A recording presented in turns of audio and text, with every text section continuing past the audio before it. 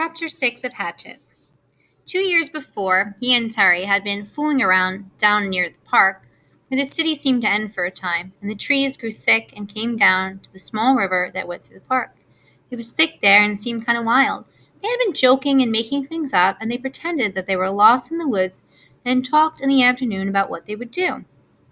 Of course, they figured they'd have all sorts of goodies like a gun and a knife and fishing gear and matches, so that they could hunt and fish and have a fire. Wish you were here, Terry thought, with a gun and a knife and some matches. In the park that time, they had decided the best shelter was a lean-to, and Brian set out now to make one up. Maybe cover it with grass or leaves or sticks, he thought, and he started to go down to the lake again, where there were some willows he could cut down for braces. But it struck him that he ought to find a good place for the lean-to, so he decided to look around first. He wanted to stay near the lake because he thought the plane, even deep in the water, might show up to somebody flying over. He didn't want to diminish any chance he might have of being found. His eyes fell upon the stone ridges to his left, and he thought at first he should build his shelter against the stone. But before that, he decided to check out the far side of the ridge, and that was where he got lucky. Using the sun and the fact that it rose in the east and set in the west, he decided that the far side was the northern side of the ridge.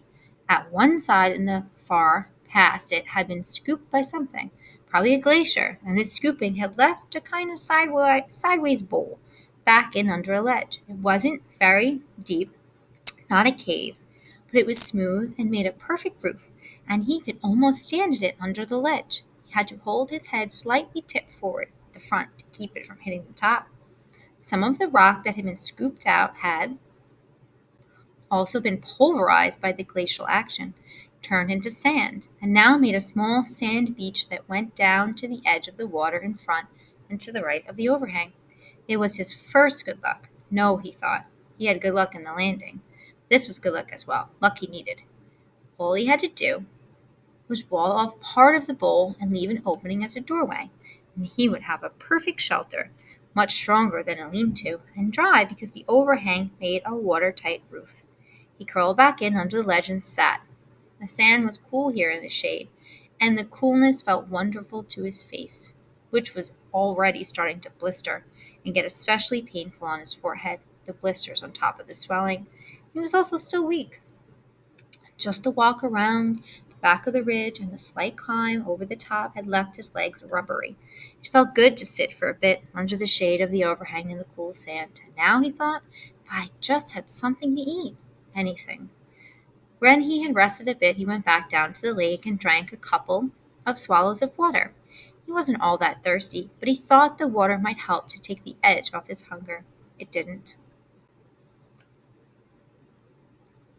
Somehow, the cold water, lake water, actually made it worse, sharpened it. He thought of dragging in wood to make a wall on part of the overhang, and picked up one piece to pull up, but his arms were too weak, and he knew then that it wasn't just a crash and injury to his body and head. It was also that he was weak from hunger. He would have to find something to eat. Before he did anything else, he would have to have something to eat. But what? Brian leaned against the rock and stared out at the lake. What in all of this was there to eat? He was so used to having food just be there, just always being there. When he was hungry, he went to the icebox or to the store or sat down at a meal his mother cooked. Oh, he thought, remembering a meal now. Oh, it was the last Thanksgiving last year, the last Thanksgiving they had as a family before his mother demanded a divorce and his father moved out in the following January. Brian already knew the secret, but he did not know it would cause him to break up, and thought it might work out. The secret that his father still did not know, but that he would try to tell him when he saw him. The meal had been turkey, and they cooked it in the backyard, in the barbecue over charcoal with the lid down tight. His father had put hickory chips on the charcoal, and the smell of the cooking turkey and the hickory smoke had filled the yard. When his father took the lid off, smiling, the smell that had come out was unbelievable. When they sat down to eat, the meat was wet with juice and rich and had a taste of the smoke in it. He had to stop this. His mouth was full of saliva, and his stomach was twisting and growling. What was there to eat? What had he read or seen that told him about food in the wilderness? Hadn't there been something? A show, yes, a show on television about Air Force pilots and some kind of course they took. A survival course. All right, he had the show coming into his thoughts now. Pilots had to live in the desert. They put them in the desert down in Arizona or someplace, and they had to live for a week. They had to find food and water for a week. For water, they had made a sheet of plastic into a dew-gathering device, and for food, they ate lizards. That was it. Of course, Brian had lots of water, and there weren't too many lizards in the Canadian woods that he knew of. One of the pilots had used a watch crystal as a magnifying glass to focus the sun and start a fire. They didn't have to eat the lizards raw. Brian had a digital watch without a crystal, broken at that. So the show didn't help him much. Wait, there was one thing. One of the pilots, a woman, had found some kind of beans on a bush, and she had used them with her lizard meat to make a little stew in a tin can she had found. Bean lizard stew. There weren't any beans here, but there must be berries. There had to be berry bushes around. Sure, the woods were full of berry bushes. That's what everyone always said. Well, he'd actually never heard anyone say it, but he felt that it should be true. There must be berry bushes. He stood and moved out into the sand and looked up at the sun. It was still high. He didn't know what time it must be. At home it would be 1 or 2 if the sun were that high. At home at 1 or 2 his mother would be putting away the lunch dishes and getting ready for her exercise class. No, that would have been yesterday. Today, she would be going to see him. Today was Thursday. She always went to see him on Thursday. Wednesday was the exercise class, and Thursday she went to see him. Hot little jets of hate worked into his thoughts, pushed once, moved back. If his mother hadn't begun to see him, had forced a divorce, Bryant wouldn't be here now. He shook his head, had to stop that kind of thinking. The sun was still high, and that meant that if he had some time before darkness to find berries, he didn't want to have to be away from his. He almost thought of it as his home, shelter when it came to the dark. He didn't want to be anywhere in the dark woods when it came to be dark. And he didn't want to get lost, which was a real problem. All he knew in the world was the lake in front of him and the hill at his back and the ridge. If he lost sight of them, there was really a really good chance that he would get turned around and not find his way back.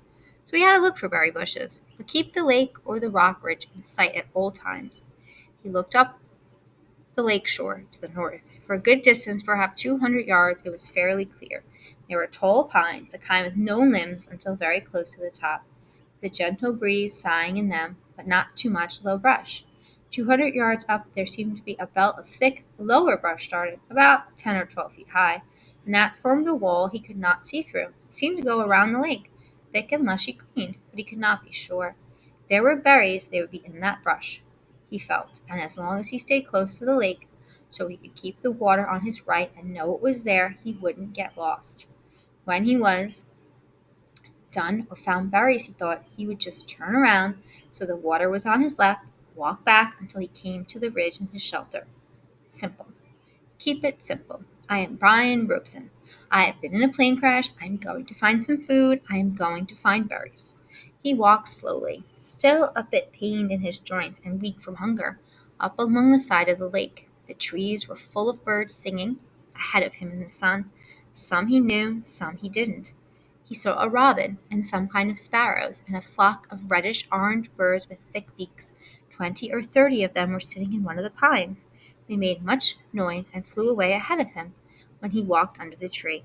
He watched them fly, their color a bright slash and solid green, and in this way he found the berries. The birds landed in some taller willow type of undergrowth with wide leaves and started jumping and making noise. First, he was too far away to see what they were doing, but their color drew him, and he moved towards them, keeping the lake in sight on his right. When he got closer, he saw they were eating berries. He could not believe it was that easy. It was if the birds had taken him right to the berries. The slender branches went up about 20 feet and were heavy, drooping with clusters of bright red berries. They were half as big as grapes, but hung in bunches much like grapes, and when Brian saw them glistening red in the sunlight, he almost yelled. His pace quickened, and he was in them in moments, scattering the birds, grabbing branches, stripping them to fill his mouth with berries. He almost spit them out. It wasn't that they were bitter so much as they lacked any sweetness, had a tart flavor that left his mouth dry feeling. They were like cherries, though they had large pits which made them hard to chew. There was such a hunger on them, such an emptiness, that he could not stop and kept stripping branches and eating berries by the handful, grabbing and jamming them into his mouth and swallowing them, pits and all. He could not stop, and when at last his stomach was full, he was still hungry. 2 days without food must have shrunken his stomach, but the drive of hunger was still there. Thinking of the birds and how they would come back into the berries when he left, he made a carrying pouch of his torn windbreaker and kept picking. Finally, when he had judged he had close to 4 pounds in the jacket, he stopped, went back to his camp by the ridge. Now, he thought, now I have some food, and I can do something about fixing this place up. He glanced at the sun and saw he had some time before dark. Only I had matches, he thought, looking ruefully at the beach and lakeside. There was driftwood everywhere, not to mention dead and dry wood all over the hill, and dead, dry branches hanging from every tree. All firewood, no matches. How did they used to do it, he thought? Rub 2 sticks together? Tucked the berries in the pouch back and under the overhang in the cool shade. I found a couple of sticks. After 10 minutes of rubbing, he felt the sticks, and they were almost cool to the touch. Not that, he thought. They didn't do fire that way. He threw the sticks down in disgust, so no fire. But he could still fix the shelter and make it, here the word, safer, came into his mind. He didn't know why. More livable. Kind of close in it, he thought. I'll just close it in a bit. He started dragging sticks up from the lake and pulling long dead branches down from the hill, never getting out of sight of the water and the ridge. With these, he interlaced and wove a wall across the opening of the front of the rock. It took over 2 hours, and he had to stop several times because he still felt a bit weak. And once because he felt a strange new twinge in his stomach, a tightening, rolling. Too many berries, he thought. I ate too many of them. But it was gone soon, and he kept working until the entire front of the overhang was covered, save for a small opening at the right end nearest the lake. The doorway was about 3 feet, and when he went in, he found himself in a room, almost 15 feet long and 8 to 10 feet deep, with the rock wall slooping down at the rear. Good, he said, nodding. Good. Outside, the sun was going down finally, and in the initial coolness, the mosquitoes came out again and clouded on him. They were thick, terrible, not quite as bad in the morning, and he kept brushing them off his arms until he couldn't stand it, and then dumped the berries and put the torn windbreaker on. At last, the sleeves covered his arms. Wrapped in the jacket, with darkness coming down fast now, he crawled back under the rock and huddled and tried to sleep. He was deeply tired and still aching some, but sleep was slow coming and did not finally settle in until the evening cool turned to night cool and the mosquitoes slowed. Then at last, with his stomach turning on the berries, Brian went to sleep. Here are some questions to think about for Chapter 6. What did Brian start doing to help himself survive? Talk about the shelter he made and talk about the food that he found. Also, think about how he made his shelter safer. Make a prediction, too. How long do you think it will be until someone comes to rescue him? Will he be rescued?